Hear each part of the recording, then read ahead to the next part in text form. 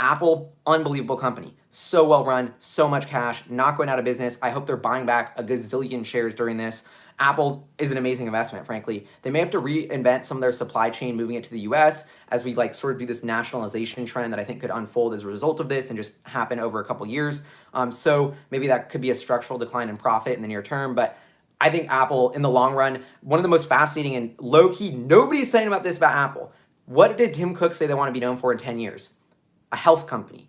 What is the problem that's going on right now with the virus, the illness? Healthcare systems suck. They're not modernized. They're not digitized. They're not built for the internet. They're not just, healthcare is a massive, it's like the, you know that there's that saying of like, it's a big hairy problem. Healthcare is the big hairy problem that like, I feel like my generation is like gearing up to tackle. And I think Apple saying they want to be a health company and this big hairy problem, this is like the most exciting thing we have. Amazon, JP Morgan, Berkshire launching that alliance to try and get into healthcare. Like, yeah, I think that's going to be huge too. But I think Apple has a huge chance to do more and more ECG testing, more and more testing with their devices, integrating it. Okay, you want to hear a crazy idea? I've been saving this up for like an April Fool's episode, but the eye dump.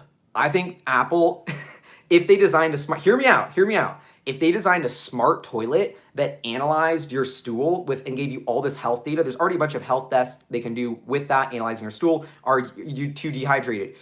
How should you be changing your diet? What diseases are you starting to get? You could be testing all of this, give all these people all this crazy data. If Apple and like integrated with your iPhone, integrated with, you know, just, it's when you think about the way we're doing it now, it's like this is barbaric to what's going to happen. We're just putting no effort into thinking about the data of that situation. And I know that that's kind of like an interesting like tangent. But anyway, Apple and health. So that's a Moonshot Monday, the eye dump. Don't steal that before I put out that video, please. But I think Apple's in health is going to be huge. They have a huge opportunity there. I really hope they reinvent this whole insurance system because it's just whack.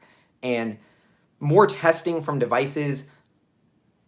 I don't know. So anyway, my point about Apple is I don't think their growth is done. I think we're becoming cyborgs, and right now our method of choice to be a cyborg is to have the iPhone as our like computing device, and I don't see that changing. I see Apple continuing to be the de facto personal computing device manufacturer for humans, or for, you know, a strata of wealthy humans for decades maybe, and that's a business that could be worth several trillion. You start layering in health, you start layering what if they do something in the automobile world, you start, you know, what happens next with the smart glasses. I think Apple actually has more growth than people give it, and just because it's $1 trillion company, people think it's like as big as it's ever going to get. It's like, no, we're going to have, you know, $5 trillion companies in 5 to 7 years, and it's going to be Google, Amazon, Apple, and, you know, I don't know, I think there's going to be a $10 trillion company in, you know, 15 years. And so